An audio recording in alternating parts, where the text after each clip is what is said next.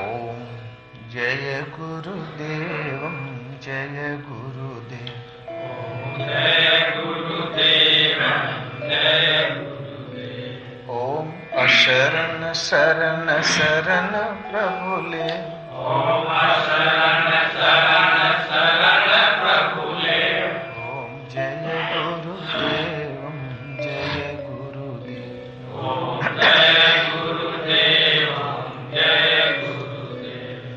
गुरु राखहि जो कोप विधाता। गुरु राखहि जो कोप विधाता। गुरु रूठे नहीं को जग त्राता। गुरु रूठे नहीं को जग त्राता। गुरु के वचन प्रति तन जाई। गुरु के वचन प्रति तन जाई। सपने हूँ सुख मन सुख सिद्धिताई। सपने हूँ सुख मन सुख सिद्धिताई। ओम जय गुरुदेव जय गुरुदेव। ओम जय गुरुदेव जय गुरुदेव।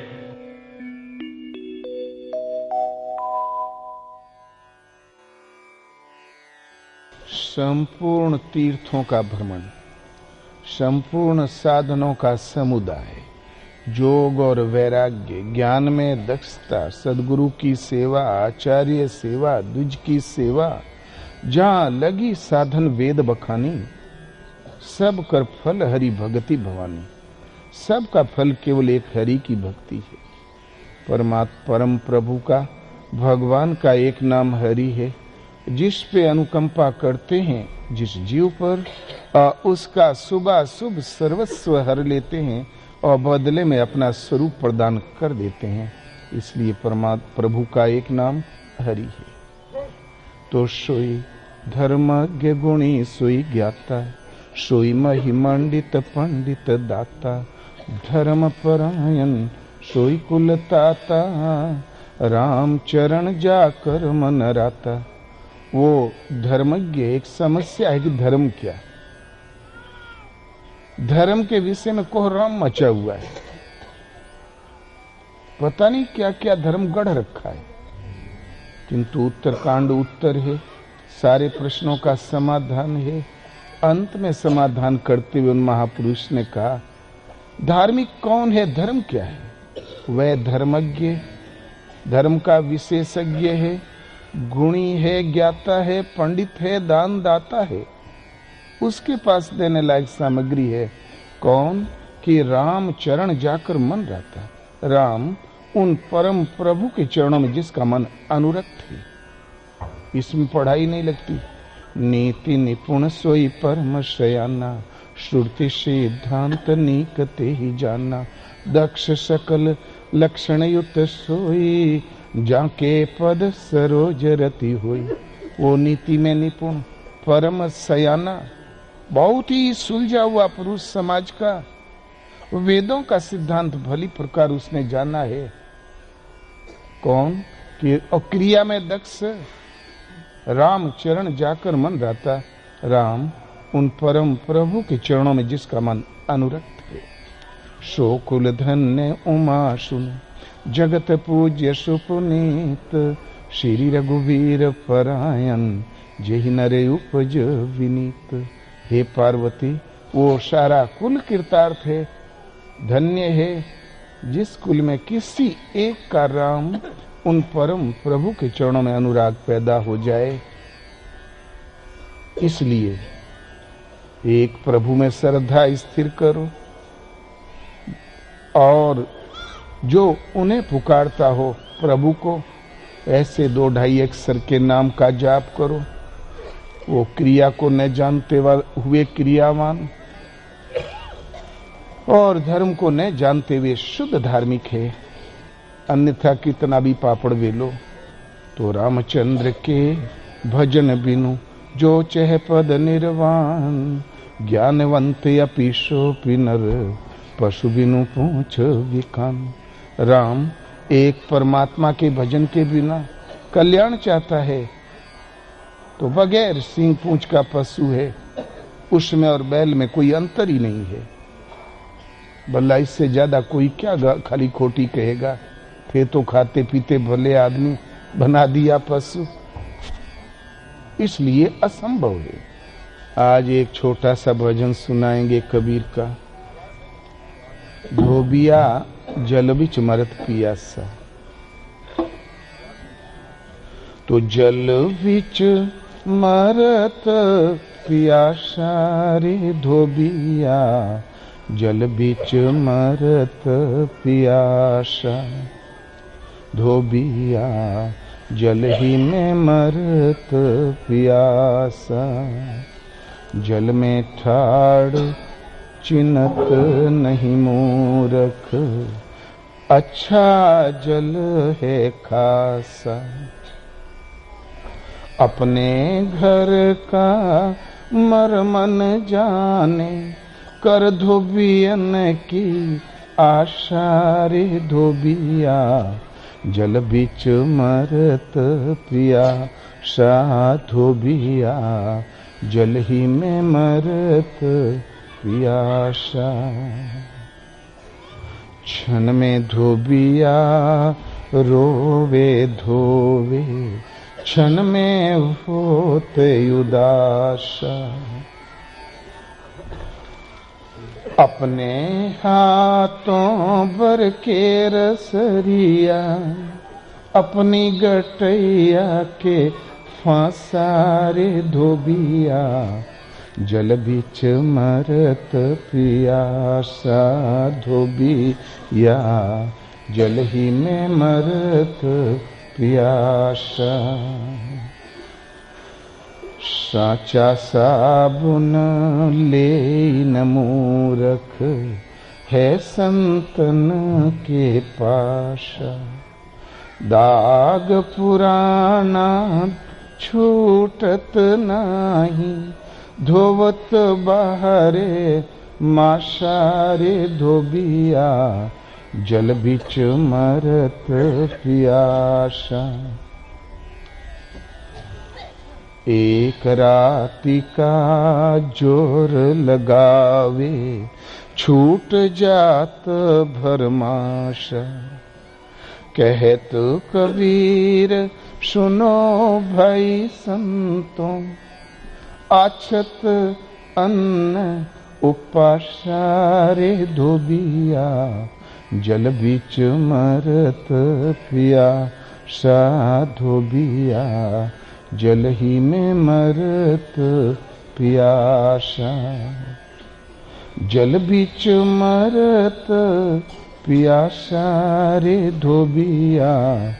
जल बिच मरत पियासा। कबीर एक महापुरुष हुए हैं, जैसा कि अनादिकाल से होते आए हैं। सप्तऋषि सनकादि ऋषि, सूर, तुलसी, वशिष्ठ, विश्वामित्र, वाल्मीकि, उन्हीं में से एक इकाई कबीर भी थे। ईश्वर प्राप्ति के इस पवित्र पथ में माँ बाप की कुलीनता का सहयोग नहीं दिखाई पड़ता। ईसा 7 महीने के गर्भ में थे जब माँ की शादी हुई। महापुरुष तो हो गए। श्रृंगे ऋषि मृगों के झुंड में पड़ा एक बालक मिला। मांडव ऋषि को ने पाला। भगवान राम के जन्म में यज्ञ उन्होंने करवाया। और वेद व्यास एक केवटिन के लड़के थे, वो भी कुंवारी कन्या की। लगता है भगवत पथ में ये माता पिता की कोई सामाजिक प्रतिष्ठा का कोई सहयोग नहीं प्रतीत होता। ऐसे ही कबीर भी लहर तालाब पर पड़ा। एक शिशु ची ची कर रहा था। नीरू जुलाहा और मां नीमा की दृष्टि पड़ गई। सौभाग्य से उनको संतान नहीं थी। बड़े प्यार से पाला। उसका कुरान से पवित्र नाम रखा कबीर। लड़का जब थोड़ा सयाना हुआ तो लगा काशी की गलियों में चक्कर लगाने, इस मंदिर से उस मंदिर। फिर संतों के और मठों में एक मठ उन्हें पसंद आ गया बच्चे को। वो था स्वामी रामानंद जी का पवित्र आश्रम। रोज जाके खड़ा रहे, लोग धमका के भगावे, बोले जुल्हा बड़ा ढीठ है, जब देखो तब यहीं खड़ा रहता है, भाग भाग। कबीर ने देखा गुरुजी की दिनचर्या क्या है, होनहार बिरवान के होठ चीकने पात। ओ एक बालक में ये बुद्धि आ गई। बोले कि गुरुजी की दिनचर्या, सुबह ब्रह्म बेला में वो स्नान करते हैं, गंगा दशाश्वमेध घाट की सीढ़ियों से उतरते हैं, वो जाके लेट गया राती को सीढ़िया में। जहां गुरु रामानंद जी का चरण पड़ा उसके पेट पर, तो रामानंद झुक के उठाया, बोले अरे बच्चा राम राम कहो, बच्चा राम राम। बोले हाँ गुरु महाराज, राम राम गुरु महाराज, राम राम। मंत्र पा गए। बोले अरे कबीर तू? बोले हाँ गुरु महाराज, आज कृपा हो गई। बोले ओ तू बड़ा लगनी है, तुम आश्रम आओ, सेवा करो, अब तुम्हें कोई नहीं रोकेगा। एडमिशन तो हो गया। रामानंद के सहस्रों शिष्य थे, उनमें सर्वोपरि निकला कबीर। इसीलिए ये जन्मांतरों के संस्कारों की रील जब साथ देती है तो फुटपाथ पे ही हम क्यों न जन्मे हो। भगवत पथ में अन्य किसी कुलीनता का सहयोग पूर्व ऋषियों की जीवनी देखने से नहीं समझ में आता, और नहीं आपके शास्त्रों में। बड़े भाग्य मानस तन पावा, शुर दुर्लभ सद ग्रंथ निगावा। भगवान राम ने सभा बुलाई, जैसे आप विराजे हैं। सुनहु सकल पुर जनमम वाणी, कहूं न कछु ममता युरियानी। सारे जनपद के लोगों ध्यान से सुनो, कोई ममता लाके नहीं कह रहा हूं। कदाचित कोई अनीति निकल जाए मुंह से तो रोक देना, मैं मान जाऊंगा। कहा क्या? बड़े भाग्य मानस तन पावा, सुर दुर्लभ सद ग्रंथ निगावा। साधन धाम मोक्ष कर द्वारा, पाई न जे परलोक समारा। बड़े भाग्य से मानव तन मिला है। मानव तन मिल गया, भले वो फुटलहर तालाब पर फेंका क्यों नहीं मिला हो, वाल्मीकि की तरह कोलान में क्यों नहीं जन्मे हो। बड़े भाग्य से मानव तन मिला। क्या विशेषता इस तन में कि साधन का धाम है, ये मुक्ति का दरवाजा है। साधन माने वश पकड़ना नहीं, परिवार के लिए आटा दाल जुटाना नहीं। वह है साधन जो आपको मोक्ष प्रदान कर ले। उसके लिए विवेक, वैराग्य, श्रद्धा, समर्पण जो चाहिए सब कुछ इस दुर्लभ मानव तन में सजा के संवार के प्रभु ने जन्माया है। तो साधन धाम मोक्ष कर द्वारा, पाए न जे परलोक संवारा। ऐसे दुर्लभ तन को पाकर जिसने परलोक नहीं संवारा, सो परत्र दुख पावई, शिर धुनि धुनि पछताई। काल ही कर्म ही ईश्वर ही, मिथ्या दोष लगाई।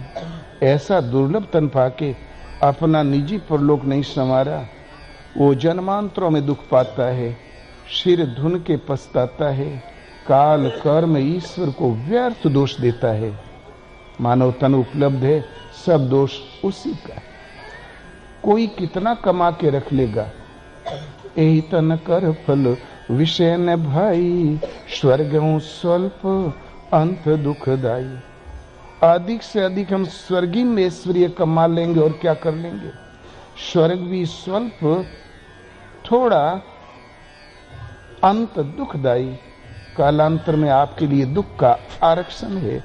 स्वर्ग तो खिसक गया, हम आगे फुटपाथ पर, दुख नहीं होगा क्या।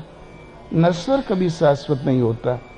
इसलिए भगवान के भजन में सहायक है तो दुर्लभ मानव तन, न कि कोई सामाजिक व्यवस्था का सहयोग, कदापि नहीं। भगवान कृष्ण कहते हैं, अर्जुन अनित्यम म सुखम लोकमिमं प्राप्य भजस्व माम।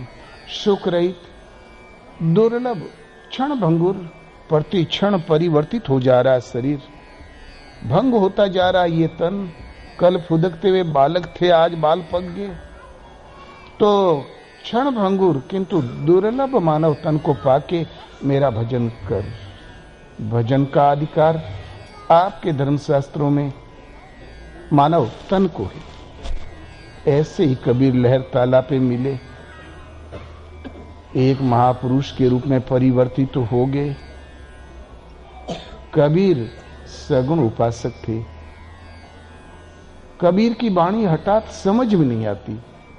बरसे कंबल भींजे पानी, बरस बूझो पंडित अमृत बाणी। पहले मोरी माई मर गई, पीछे जन्म हमारा। बाबा चले हैं ब्याह करण को, हमहू चली बरियार। अवधू ऐसा ज्ञान ने देखा, क्या उटांग पटांग कह दिया। लगता ही तो निर्गुण कथन कर दिया। वो तो निर्गुण उपासक थे, लेकिन सृष्टि में निर्गुण नाम की कोई उपासना न कभी थी, न है और नहीं भविष्य में कभी हो सकेगी।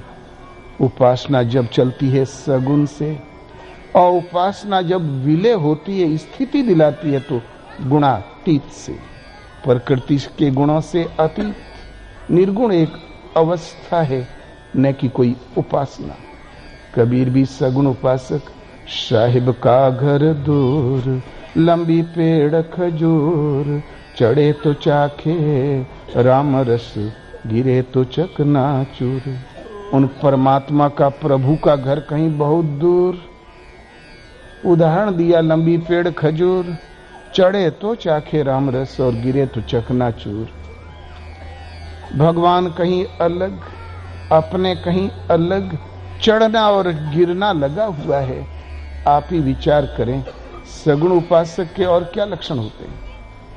यही तो कि भगवान अलग हो, हम अलग हो, शोध बाकी हो। कबीर चिंतित थे इस दूरी को तय करने में।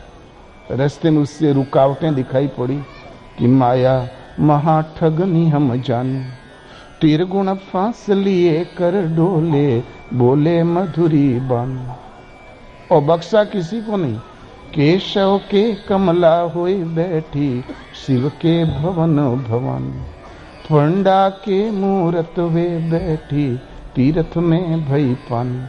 माया महाठगन हम जाने। वो माया से सशंकित कबीर साहब की दूरी तय करने में चला, तो रास्ते में रुकावट दिखाई पड़ी। एक दिन जब प्राप्त कर लिया तो उसने क्या पाया? निर्गुण। अवधू वेगम देश है मेरा, तहां नहीं उपजे मरे न बिन से, नहीं न काल का फेरा। संतों, अब मैं जिस देश में विचरण कर रहा हूं वो बेगम है, अचिंत्य है, अगोचर है, मन बुद्धि से अतीत है, इनकी गम से परे है, पहुंच से। इसलिए बेगम कहते हैं भगवान को। बेगम देश है मेरा, वहां उत्पत्ति नहीं, विनाश नहीं। तहां नहीं ईश्वर जीवन माया, पूजक पूजन चेरा। वहां ईश्वर है ही नहीं, माया नहीं, पूजने योग्य कोई सत्ता नहीं और पूजने वाला कोई पथिक नहीं।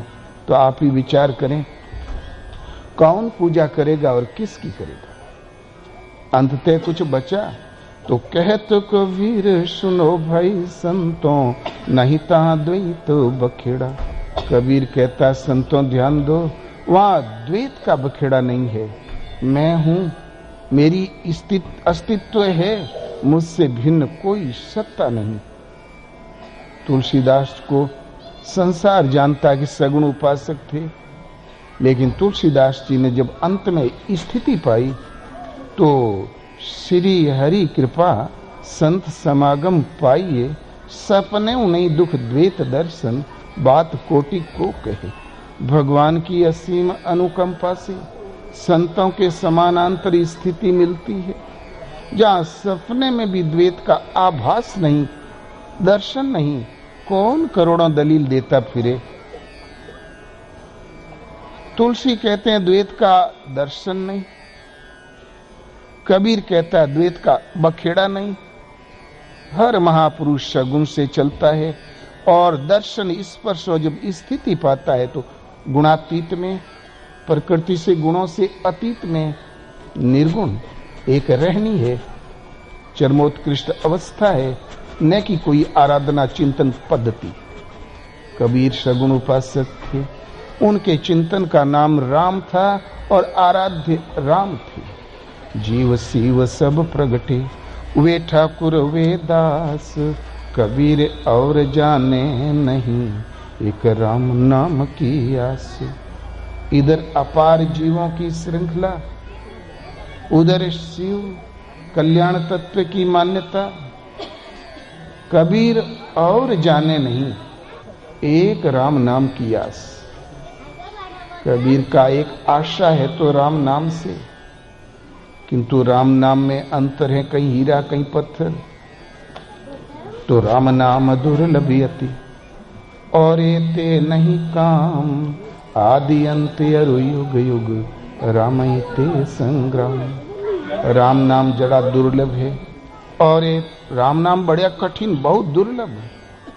तो छोड़ो, क्यों झंझट में पड़ते हो, मत जपो। तो कहते हैं जपना तो पड़ेगा। और ते नहीं काम, अन्य किसी प्रक्रिया से आपकी कार्य सिद्धि नहीं होगी, इसलिए कल्याण नहीं होगा। इसलिए आदि अंत अरु युग युग, रामई ते संग्राम। आदि भजन की शुरुआत, अंत प्राप्ति काल, इसमें चाहे जन्म जन्मांतर लग जाए, संघर्ष है तो राम से लड़ोगे तो राम का रामत्व प्राप्त कर लोगे, और जीवों से लड़ोगे तो बदले प्राप्त कर लोगे, और बदले चुकाने के लिए जन्म पुनर्जन्म प्राप्त कर लोगे। और क्या, जपना तो पड़ेगा ही। राम नाम की जागृति कब? जे जन भीजे राम रस, विकसित कबहु न रूख, अनुभव भावन दर्शिए, ते नर सुख न दुख। जे जन भीजे राम रस, विकसित कबहु न रूख, अनुभव भावन दर्शिए, ते नर सुख न दुख। जो कोई भी जन, जो कोई भी सेवक राम के रस में सराबोर हो गया, वो विकसित कबहु न रूख, सदा प्रफुल्लित रहता है, उसके जीवन में कभी उदासी आती ही नहीं। किंतु क्या प्रमाण है कि हम राम रस में सराबोर भीगे हैं, भीने हुए हैं? अनुभव भावन दर्शिए, ते नर सुख न दुख। हमारे भाव, हमारे संकल्प का प्रवाह, उसके साथ अनुभव न मिले, भाव के साथ साथ अनुभव न मिले, उसके लिए न सुख है न दुख है। उसका राम नाम प्रवेशिका के लिए प्रयत्न अवश्य है, किंतु अभी जागृत नहीं है। भाव माने आपके संकल्पों का वेग। जहां विजातीय प्रवृत्ति की ओर जाए तो भगवान रोके, बोले भूल कर रहा, सावधान।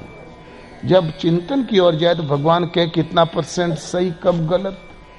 हमारे भाव, मन के वृत्ति के प्रवाह के साथ साथ भगवान अपनी अनुभूति ने दे, सार संभालने करे, समझाए ना, और उस पथ पर ले न चले प्रभु खुद, तब तक न सुख है न दुख है। क्यों? कि अभी नाम जागृत नहीं हुआ। भव कहते हैं संसार को, अन कहते हैं अतीत को। संसार से अतीत करने वाली विशेष जागृति जिसका नाम अनुभव है, वह है जिस सत्य पर हम खड़े जो पुकार रहे हैं, और जिस परमात्मा की हमें चाह है हमारी पुकार ऐसी हो, प्रभु उतर आए, आत्मा से अभिन्न होकर खड़े हो जाएं और हमारा मार्गदर्शन करने लगे। उस परमात्मा की अपौरुषेय वाणी के प्रसारण का नाम अनुभव है। तो हमारे भावों के साथ वो अनुभूति न प्रसारित करें तो न सुख है न दुख है। जब वो प्रसारित हो जाए, नाम जागृत हो गया। कबीर के चिंतन का नाम राम और आराध्य राम। बहुत दुख दुख की खानी, तब बची हो जब राम ही जानी। संसार क्या है? वैदिक ऋषियों ने इसकी परिभाषा दी, दुखालयम अशाश्वतम, ये दुख का घर है, अशाश्वत, क्षण भंगुर, आज है तो कल नहीं रहेगा। फरासो जरा और बरासो बुतान, ये दुख का घर है। कबीर कहते हैं बहुत दुख, असह्य वेदना, बहुत दुख, दुख की खानी, सच पूछो तो दुख की खादान है। तब बची हो जब राम ही जान, अवश्य बच जाओगे इस दुख से जब राम को जान लोगे। कोयले की खदान है, जितना गहरे खुदाई करोगे तो क्वालिटी अच्छी मिल जाएगी, मिलेगा तो कोयला। खदान कोयले की है ना, पत्थर है तो पत्थर। जब दुख ही की खान है तो कितना डुबकियां लगाओ, क्वालिटी अच्छी हो जाएगी। इसलिए दुख की, इसलिए बचाव है, ये अवश्य बच जाओगे जब राम को जान लोगे। हमारे देखत सकल जग लूटा, दास कबीर राम कही छूटा। सारा जग, राजा प्रजा चक्रवर्ती सम्राट लुटाए गए, दास कबीर इस माया के चंगुल से छूट गया। दास कबीर राम कहीं छूटा। एक स्थान पर कहते हैं कुशल, परस्पर कुशल पूछा ही जाता है लोगों से। बुजुर्गों से कुशल ने पूछो तो दुखी भी हो जाते हैं। बोले देखो ने हमारी ये उम्र और पूछा तक नहीं। तो बोले दद्दा ठीक है कुशल है। बोले हाँ बचवा, पतोइया बड़ी होनहार मिल गई, साक्षात लक्ष्मी जी है। हमार आंख बाद में टूटत है, चाय पहले ला के धर देते। बाबा कुशल है। बोले पनत पैदा हुआ है, बेटे का प्रमोशन हो गया, वृद्धा पेंशन मिल गई, ये कुशल वो कुशल ये कुशल। तो कुशल कहत कहत जग विन से, कुशल काल की फांसी। कहे कबीर एक राम भजे बिनु, बांधे यमपुर जासी। बोले ये कुशल वो कुशल। बोले ये कुशल नहीं है, ये काल का फेंका हुआ फंदा है। नाती को देखा, पनत को देखा, इतने में हो गए हम 99 साल के। प्राण पखेरु उड़ गए, जीवन के उस क्षण पर पहुंच गए जो इस आयु का, इस शरीर की आयु का अंतिम क्षण है। पनत का मुंह तो देख लिया, लेकिन जिसके लिए दुर्लभ तन मिला था उसके लिए तो हमने सोचा ही नहीं, उसके लिए हम 2 कदम चले ही नहीं। कुशल काल की फांसी, ये कुशल नहीं है, ये काल का फेंका हुआ फंदा है। कहे कबीर एक राम भजे बिनु, बांधे यमपुर जासी। एक परमात्मा का चिंतन तुलसी, एक परमात्मा का चिंतन कबीर, और एक परमात्मा के चिंतन पर गीता खड़ी है। और विश्व में धर्म की परिभाषा जिसने दी है तो गीता का ही थोड़ा थोड़ा अनुवाद लिया है। एक ईश्वरी शक्ति और बाकी सब नश्वर। कोई महापुरुष पढ़ा लिखा हो, फुटपाथ पे मिला हो, महापुरुष है तो चाहे संसार की जिस परंपरा में जन्मा हो, अंत में सिमट के एक स्थान पर और एक ही भाषा बोलेगा, वो दूसरा कह ही नहीं सकता। यदि दूसरा कहता है तो उसने अभी पाया नहीं, रास्ते में कहीं पापड़ बेल रहा है। उड़ी माखी तरवर को लागी, बोले एके बानी, ये मन रूपी मक्खी, हेजा फैलाने वाली रोग की जड़। कर्म सा उत्थान करते करते ऊर्ध मूलम मध्य सा के उस मूल का, परमात्मा जिसका मूल है, स्पर्श पाया। बोले एके बानी, वो ईश्वर एक। उस समाज में कभी वो महापुरुष दरार नहीं डालते। उन्हीं में से एक इकाई कबीर थे।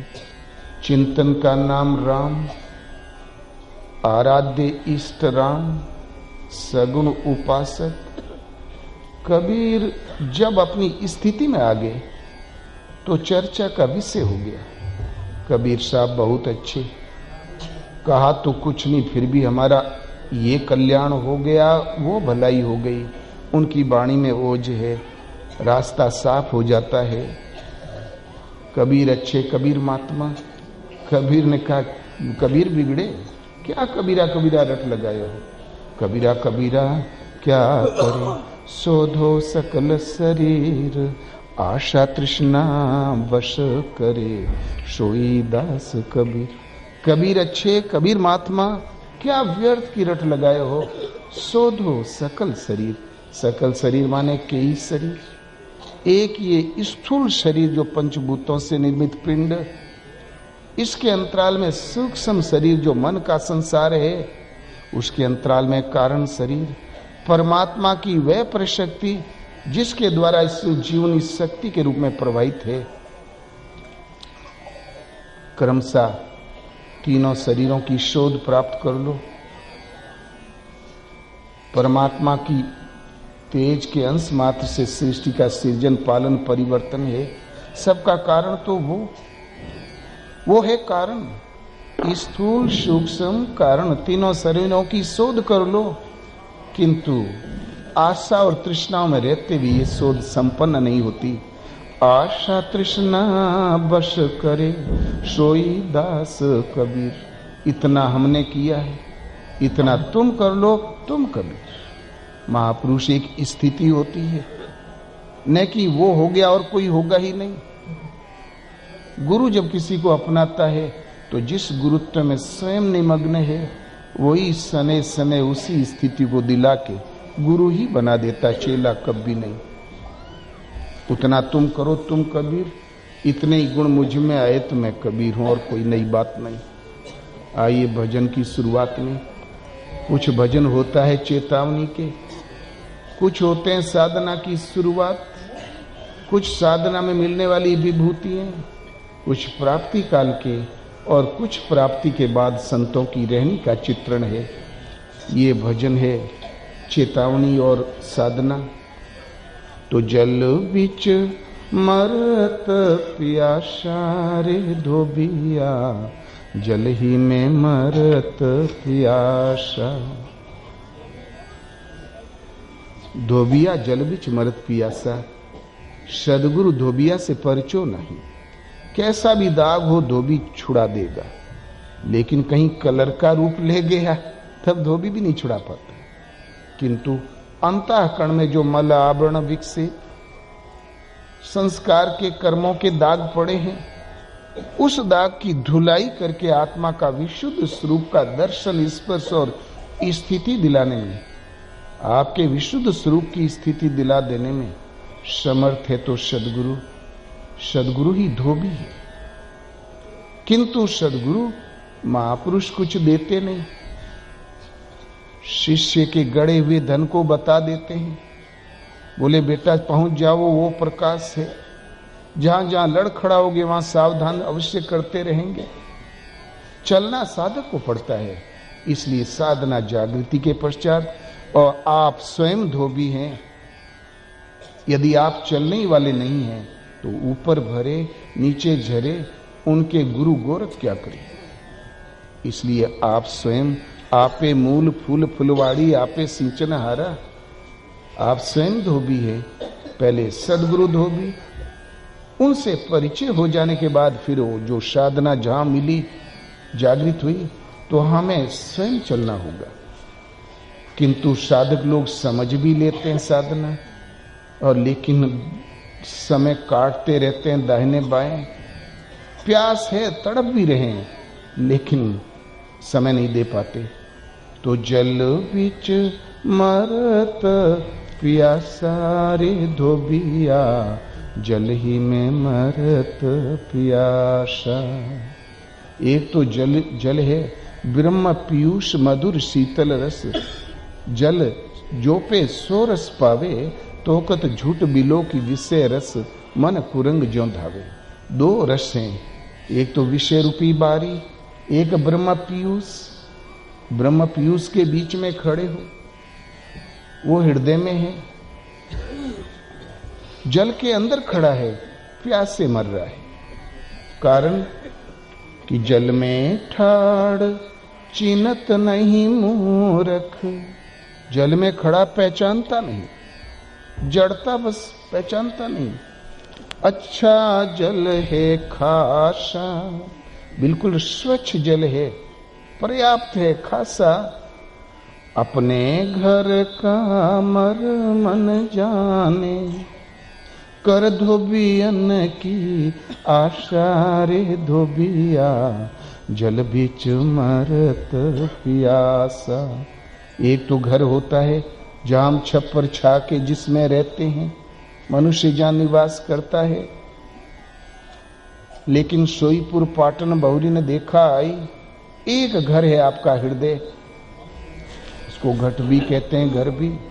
अपने घट का, अपने हृदय का तो मर्म नहीं जानता। अपने घर का मर्म न जाने, घट में क्या है, स्थिति कैसी है, वृत्ति किधर प्रवाहित है, उसकी जांच पड़ताल नहीं करता, उसके लिए जागरूक नहीं है, खुद जागरूक नहीं है। कर धोबियन की आशा रे धोबिया, धोबियों की आशा करता है। वही सदगुरु धोबिया से परचो नहीं, कोई महापुरुष कर दे, दिखा दे, दे ही दे, करे का न पड़े। यदि बगैर किए मिल जाना होता तो अपने प्रिय शिष्य अर्जुन को कर्म का उपदेश भगवान कृष्ण क्यों करते?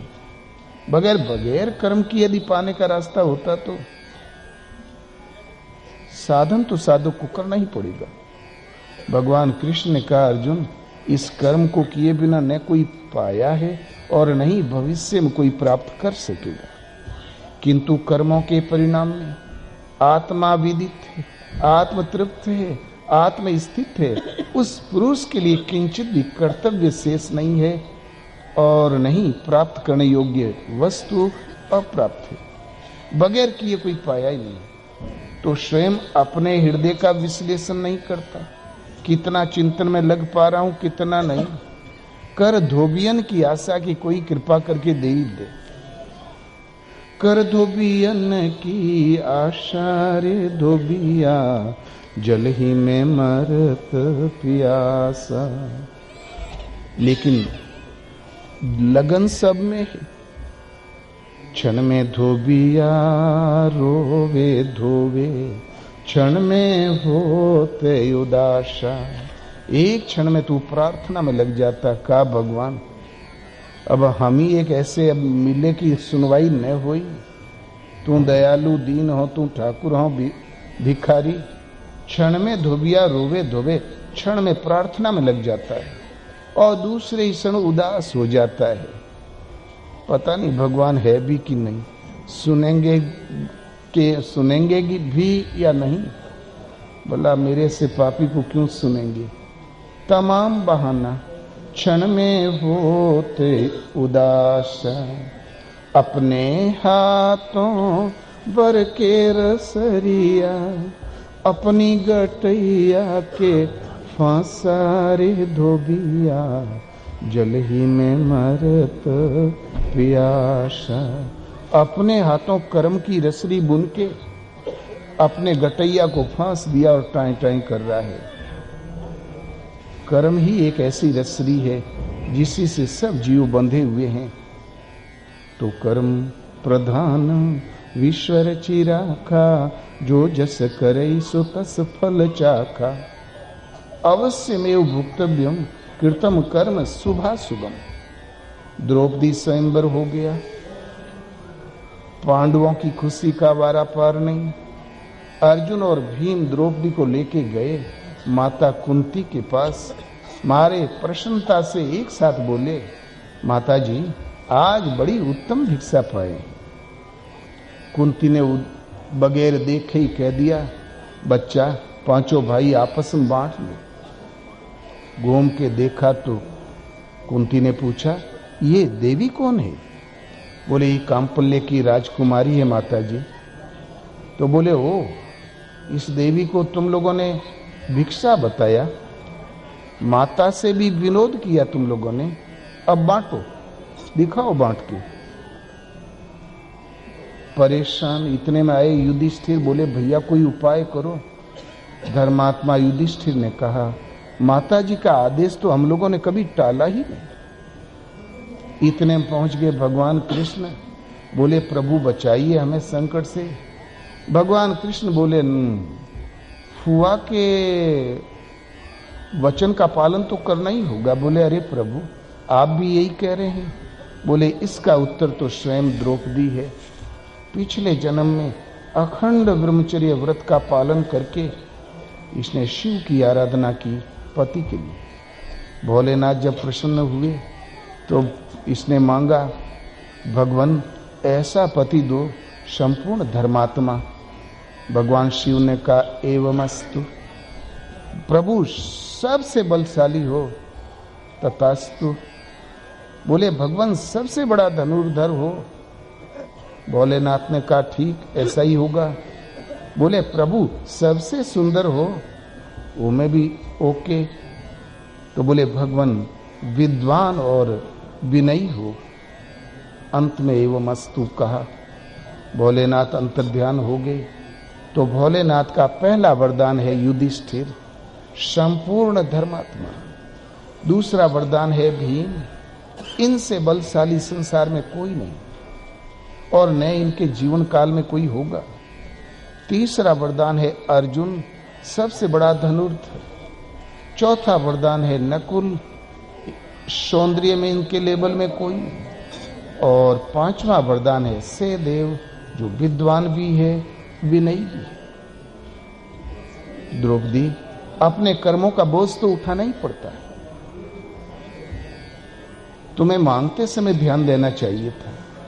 तुम्हें एक पति की जरूरत थी, लेकिन तुमने मांगा 5 बार। भोलेनाथ ने 5 बार कहा तथास्तु।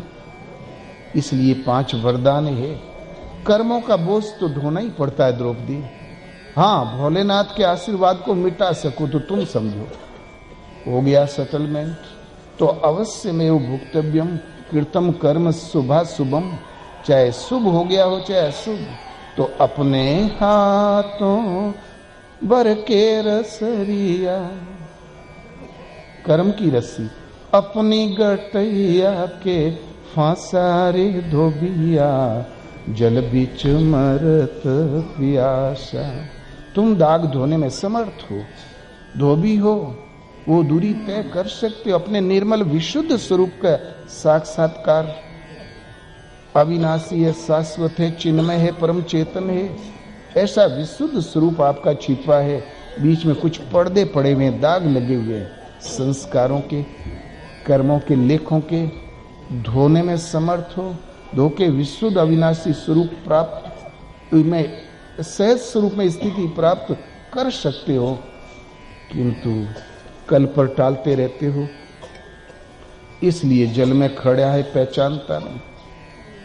अपने हृदय का विश्लेषण नहीं करता, धोबियों की आशा।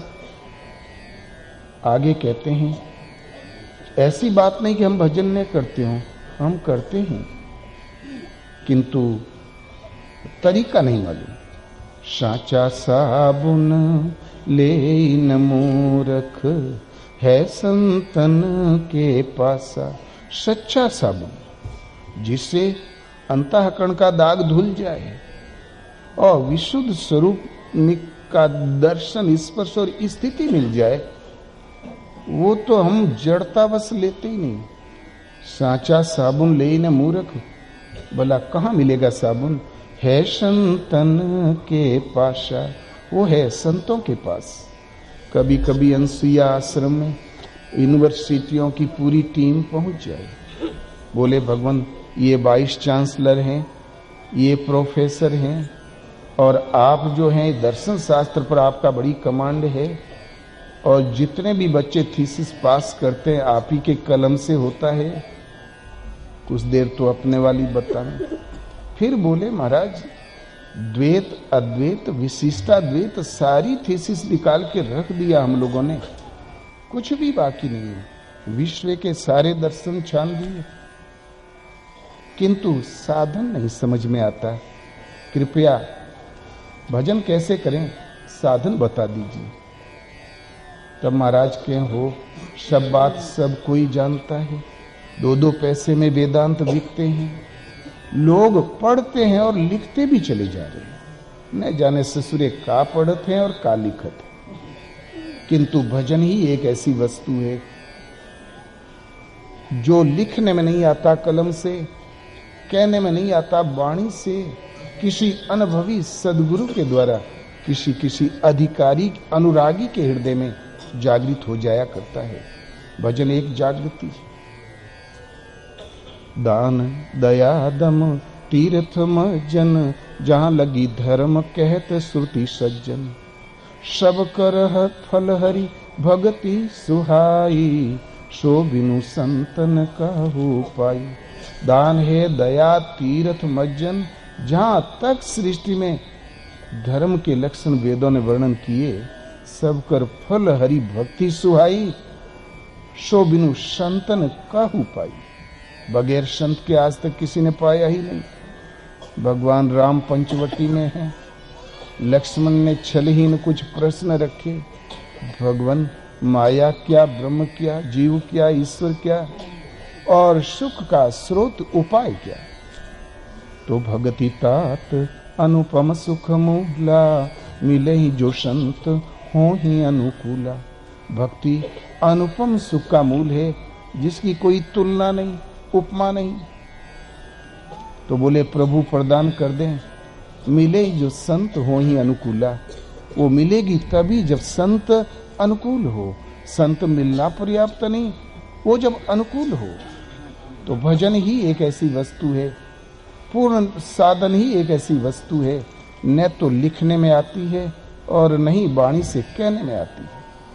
वाणी से तो रात दिन सुनते ही रहते हो, श्वास का चिंतन ऐसे करो, ध्यान ऐसे धरो, समाधि का ये स्वरूप तुम जन्म भर सुनो और पढ़ो और लिखो, किंतु भजन तब जागृत होगा, सो बिनु संतन काहू पाई।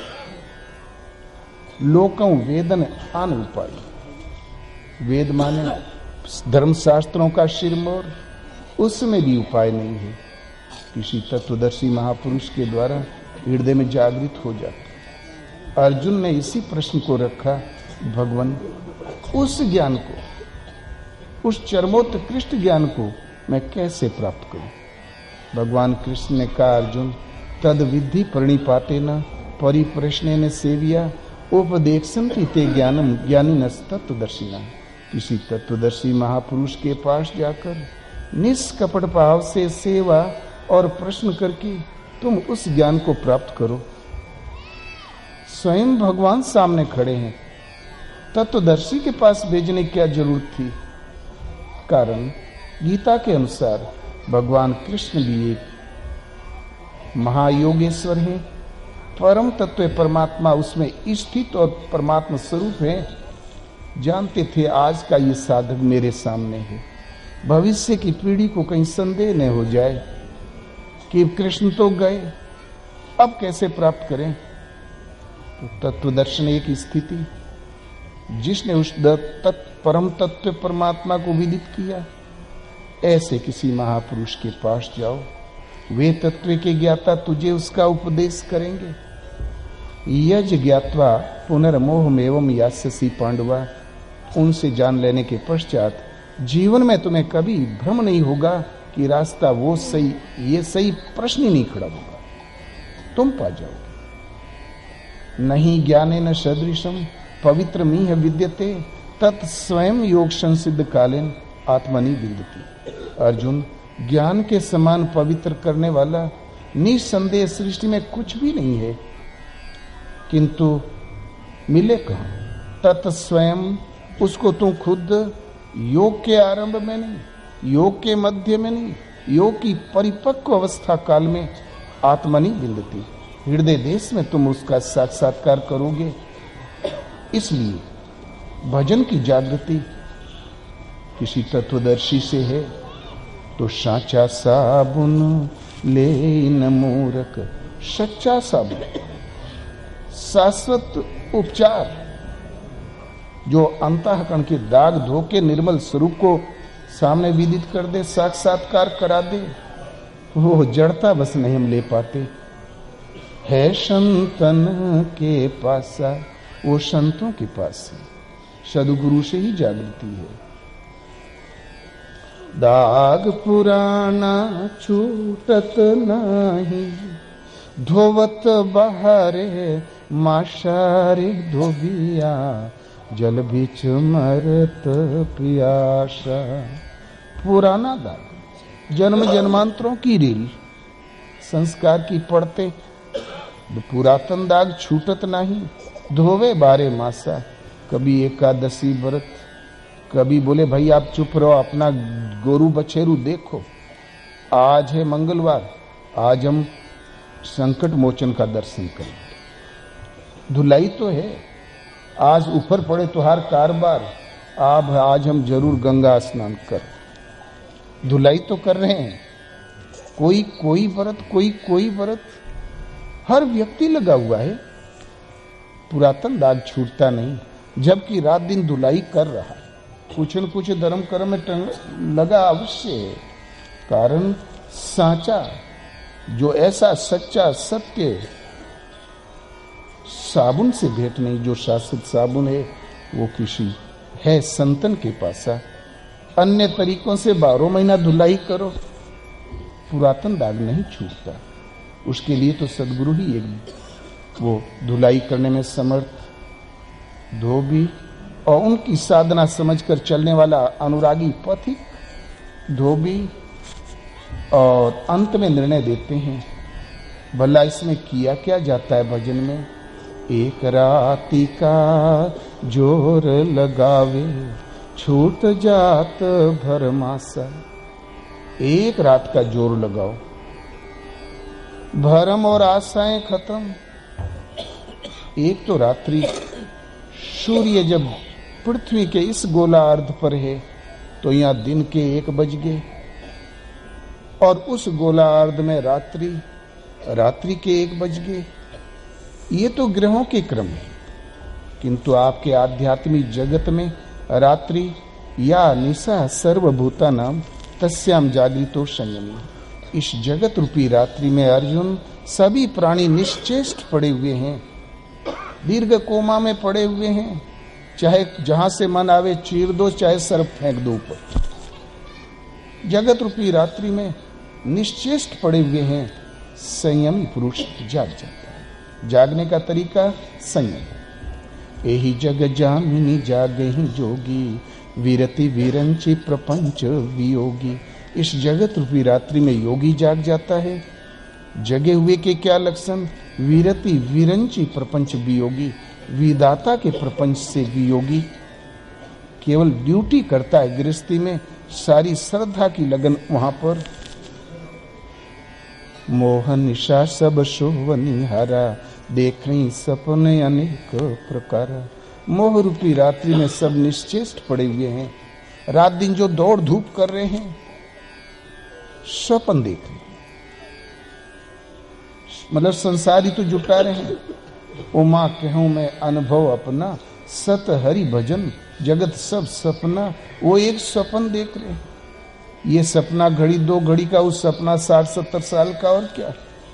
फिर लौट के तो सपने में आप कभी नहीं। सोईपुर पाटन बहुरी ने देखा आई। तो इस जगत रूपी रात्रि में जो हम जोर लगाए हुए हैं, मोह जगत रूपी रात्रि की मोह निद्रा में जो हम जोर लगाए पड़े हैं, मन क्रम वचन से भला बुरा सोच के, दांव पेच लगा के, दूसरों की नजर बचा के जो हम पावर लगाए पड़े हैं, इधर जगत रूपी रात्रि मोह निशा में इधर से जो जोर यहां लगाते हो मन क्रम वचन से, समेटो। ये समेट के वहां लगा दो प्रभु के चरणों में, सुमरन में, साधना में। तो एक राति का जोर लगावे, छूट जात भरमासा। भरम और आशाएं सदा के लिए छूट जाएगी, भ्रम खत्म हो जाएगा। आगे कोई ऐसी सत्ता बचेगी नहीं जिसकी हम आस करें। यदि कुछ है तो आशा अवश्य होगी। जननी जनक बंधु सुत दारा, तन धन भुवन सुहृद परिवारा। मोह निशा में भी लोग जोर कहाँ लगाते हैं? मातृ ऋण, पितृ ऋण, भ्रातृ ऋण, ये कर्तव्य वो कर्तव्य। भगवान राम ने सभा में कहा, जननी माने माता, जनक माने पिता, बंधु सुत, धन धाम इज्जत प्रतिष्ठा, सब कर ममता ताग बटोरी मम पद मन ही बांध बर डोरी। सबके अंदर जो ममत्व के धागे लगे हैं उनको समेटो और एक रस्सी बना लो, मन को मेरे चरणों में बांध दो। क्यों? ममता का संचार मन का प्रसारण है ना, मेरे चरणों में बांध दो। तजी मद मोह कपट छल नाना, शपदी करहूं ते साधु समान। तत्काल मैं उसको साधु के समानांतर स्थिति दे देता हूं, साध्य सुलभ हो जाता है। तो जोर जो ममत्व के धागों में लगा, जरा समेट के चरणों में लगाओ। भगवान ने जिस परिस्थिति में रखा, काम धंधा करो, लेकिन न्यूटन एक नौकर की तरह पूरा श्रद्धा और समर्पण प्रभु के चरणों में। भजन करने के लिए घर छोड़ने की जरूरत नहीं है, भजन करने के लिए गृहस्थ और विरक्त का दरार नहीं है। केवल इतना है कि बड़े भाग्य मानस तन पावा। यदि दुर्लभ मानव तन है तो आपके कर्तव्य पथ यही है, जिस परिस्थिति में प्रभु रखे वहां रहते हुए चिंतन लगाओ, बाकी काम ड्यूटी की तरह करो। जैसे फैक्ट्री में आते ना कार्यकर्ता, फैक्ट्री चाहे ऊपर पड़े आग लगे, उनको पैसे नौकरी से मतलब, बोझा इधर ढोल देंगे, कालीन उधर फेंक देंगे, लेकिन ममता नहीं होती, ममता केवल मालिक की।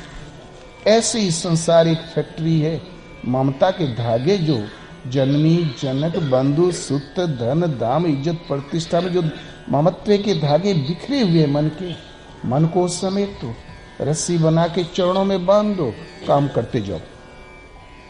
घर छोड़ा नहीं जाता, अवस्था आती है तो अपने आप छूट जाता है। दांत बाद में जमे, दाढ़ी बाद में जामी, ऐसी एक अवस्था आती तो जबरदस्ती छूट जाता है। कोई भला फलता फूलता घर कैसे छोड़ देगा, फुदकते हुए बाल गोपाल कैसे विमुख हो जाएगा, हो ही जाता है। अब इस तरह आता तो छूट ही जाता है। उस टाइम भगवान व्यवस्था कर देते हैं। आज जिनको देखे बिना हम जी भी नहीं सकते, जीना भी नहीं चाहते, उस वक्त आपके रहने के लिए इस घर में जगह ही नहीं रह जाएगी, आप देखना भी नहीं चाहोगे। जब प्रेरक खड़े हो जाते हैं प्रभु, तो जोर इधर लगाए हो, जगत रूपी रात्रि मोह निद्रा में, तो एक रात्रि का के रात्रि, ये एक रात्रि है, अंधकार निशा है, अविद्या रात्रि है, ईश्वर प्रकाश से विद्या के माध्यम से। तो जो जोर इधर लगाते हो मन क्रम वचन से, एक राति का जोर लगावे छूट जात भरमासा, केवल उन प्रभु के चरणों में लगा दो, बांध दो मन को, भरम छूट जाएगी, फिर कोई सत्ता बचेगी ही नहीं जिससे हम आस करें, वो प्राप्त कर लेगा। कहे तो कबीर सुनो भाई संतों, आछत अन्न उपासारे, धोबिया जल बीच मरत प्यासा। कबीर कहता संतों ध्यान दो, विशुद्ध अन्न परोसा रखा है, तड़प रहा है एक एक ग्रास के लिए, उपवासे मर रहा है।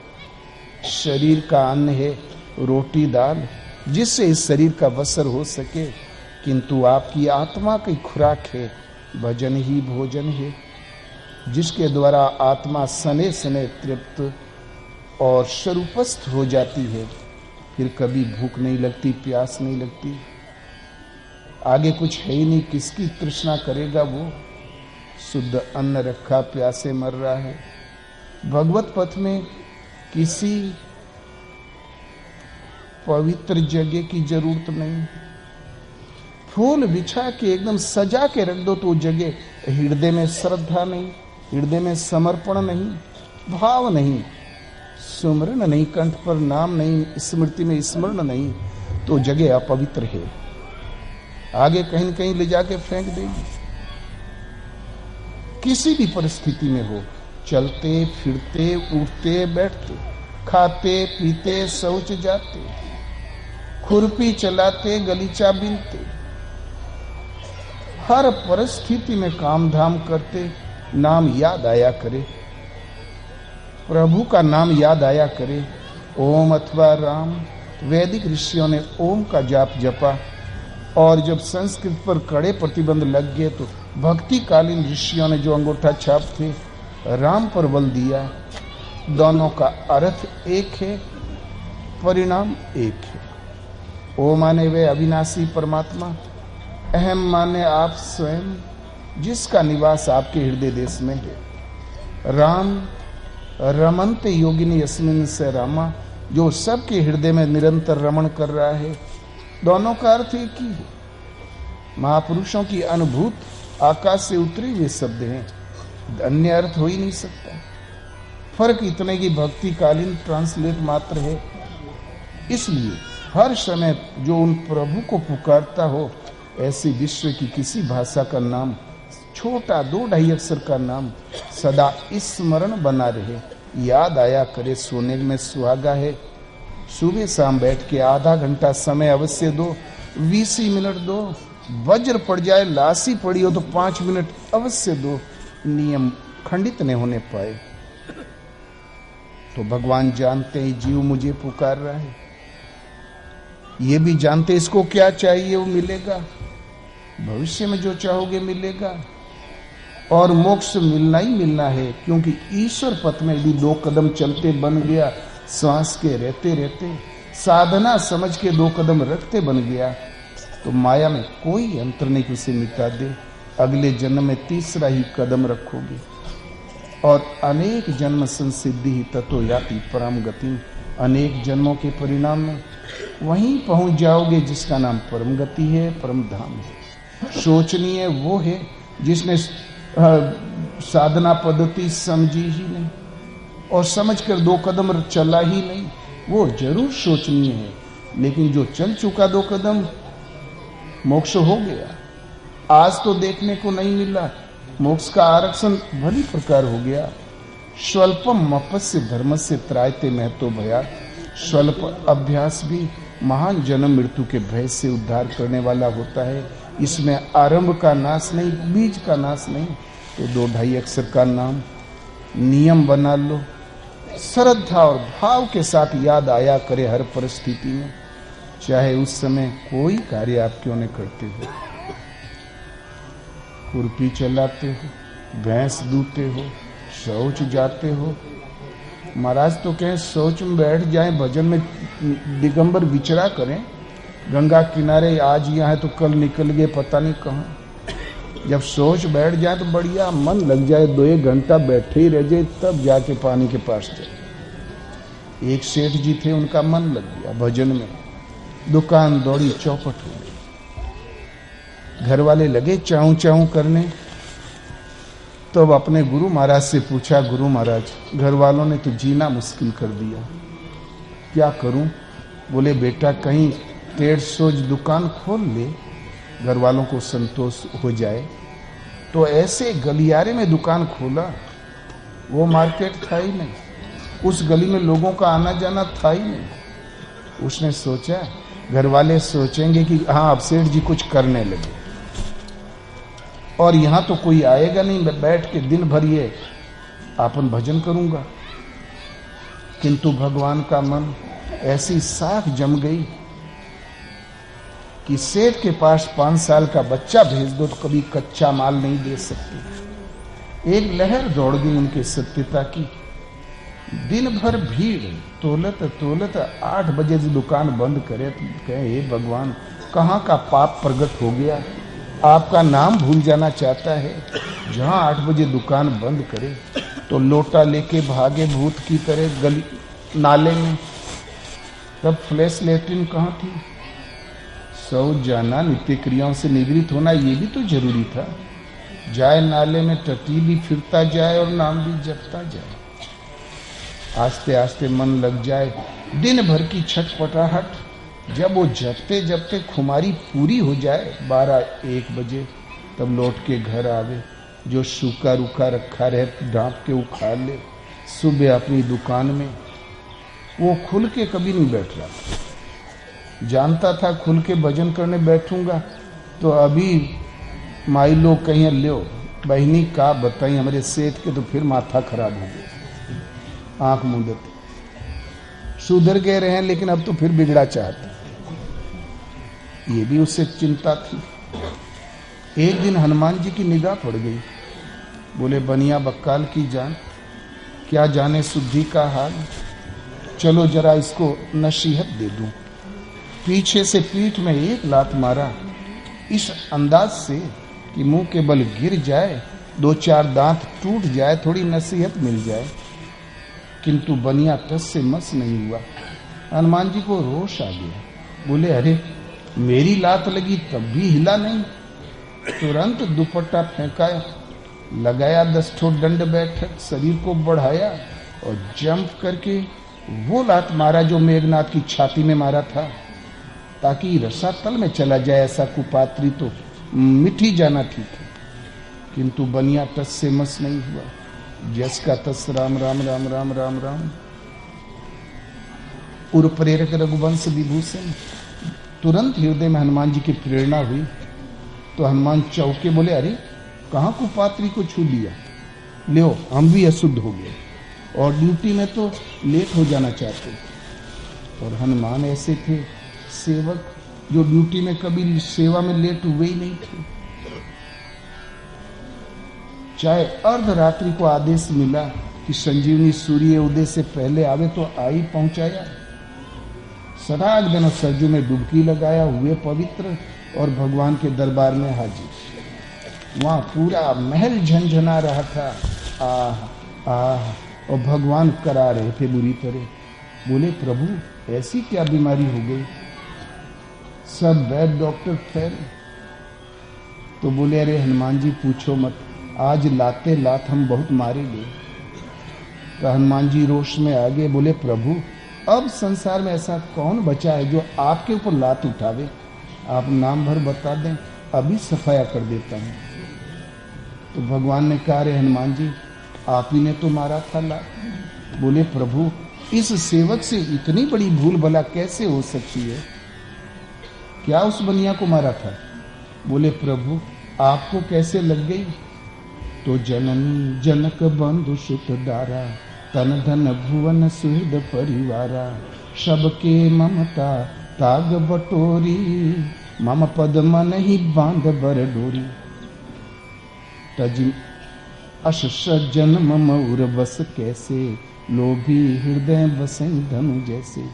जननी माता जनक पिता बंधु सुत प्रिय परिवार परम हितैषी, धन धाम सबके ममत्व के धागों को समेट कर रस्सी बना के मन को जो मेरे चरणों में बांध देता है, श्रद्धा केंद्रित कर लेता है, उसके हृदय में मैं नहीं बसता। अस सज्जन मम उर्वस कैसे, लोभी हृदय बसे धन जैसे। ऐसे सज्जन मेरे हृदय में निवास किया करते हैं। जैसे कि लोभी के हृदय में धन बसता है, ऐसे ही ऐसे सज्जन मेरे हृदय में निवास करते हैं। हनुमान जी सारे ममत्व के धागे समेट के मेरे चरणों में मन को बांध के तू जप जाप कर रहा था। कवच के रूप में मैं था। उचक उचक के जौन प्रहार आपने किए वो मुझी को झेलने पड़े। तो करहूं सदा तिन के रखवारी, जिमी बालक राखै मैं तारी। शिशु की रक्षा जैसे माताएं करती है, ऐसे ही मैं समर्पित भक्त की रक्षा करता हूं। कमी है तो हमारे अंदर श्रद्धा की। तो एक राति का जोर लगावे, आप सब हम सब जोर कहां लगाते हैं? रात में, जगत रूपी रात्रि में, या निशा स्वरूप भूता नाम इस निशा में। मन तो एक है, भावे हरि की भक्ति कर भावे विषय कमाए। तो जो जो हम पराक्रम इधर लगाए हैं समेटो। भजन में बहुत पापड़ नहीं बेलना पड़ता, संपूर्ण मनोयोग से लगो। श्रद्धा बिखरी उसको समेटो। तो जो रात्रि में जोर लगाए हुए हो, मन कर्म वचन से दत्तचित्त होके वो समेट के श्रद्धा को समेटो, मेरे चरणों मन को बांध दो। तो एक जो जोर उधर लगाते हो इधर चरणों में लगा दो। तो एक राति का जोर लगावे, छूट जात भरम आशा, तो फिर भरम समाप्त, आशा समाप्त। आगे जिससे आस करें ऐसा कुछ बचता ही नहीं, परम श्रेय की प्राप्ति। अब कुछ बचा ही नहीं, पूर्ण तृप्ति प्राप्त कर लोगे। लेकिन कहत कबीर सुनो भाई साधो, आछत अन्न उपासा। शुद्ध अन्न रखा हुआ है परोसी थाली, फिर भी हम उपवास करते हैं, प्रभु को केवल भाव के भूखे हैं। भाव अवश्य भगवान सुख निधान करुणायन। भगवान भाव के वश में है, सुख के निधान है, करुणा सागर है। इसलिए कोई जगह भजन के लिए अपवित्र नहीं होती। सुबह शाम बैठ के आधा घंटा स्वच्छ जगह में बैठकर, स्वच्छ जगह होती तो मन भी स्वच्छ होता है। और चिंतन अवश्य करो आधा घंटा। इसमें ये संप्रदाय, ये मजहब, ये कल की घटना, कोई 2000 वर्ष का, कोई 1400 वर्ष का है। हिंदू धर्म तो केवल 1200 वर्ष का। हिंदू शब्द धर्म नहीं, इन संस्थाओं से कुछ लेना देना नहीं। आपका धर्मशास्त्र गीता, न्यूटन, दुर्लभ मानव तन को उपदेश है। अत्यंत दुराचारी भी अनन्य भाव से बसता है, साधु मानने योग्य है। अर्जुन सृष्टि के संपूर्ण पापियों से अधिक पाप करने वाला है। ज्ञान रूपी नौका द्वारा निस्संदेह पार हो जाएगा, चाहे उंगली माल के उस्तादी क्यों न रहे हो आप। ये पाप का निवारण है। ये पापी और पुण्य आत्मा में दरार नहीं डालती। इसलिए भूल जाओ कि हमने क्या पाप किया, क्या पुण्य। केवल मन को समय को चरणों में लगा भर दो, श्रद्धा के साथ, समर्पण के साथ नाम का जाप करो। भगवान जानते हैं जीव किसे पुकार रहा है, क्या चाहिए, मिलने लगेगा। हमने भगवान को अभी पुकारा ही, पता नहीं किस किस को पुकारते रहते हैं। खैर छोड़ो, बोलो श्री राम जय राम जय जय राम, बोलो श्री राम जय राम जय जय राम। ओम जय सिया राम जय जय सिया राम, ओम जय सिया राम जय जय सिया राम। रामचंद्र के भजन बिनु जो चह पद निर्वाण, ज्ञानवंत अपि सो किन्नर पशु बिनु पूछ बिखान। बारी मथे घृत हो या बरु, पानी मथने से भले घी निकल आवे। बारी मथे घृत हो या बरु, सिकता ते बरु तेल। बिनु हरि भजन न भवतरिये, ये सिद्धांत अपेल।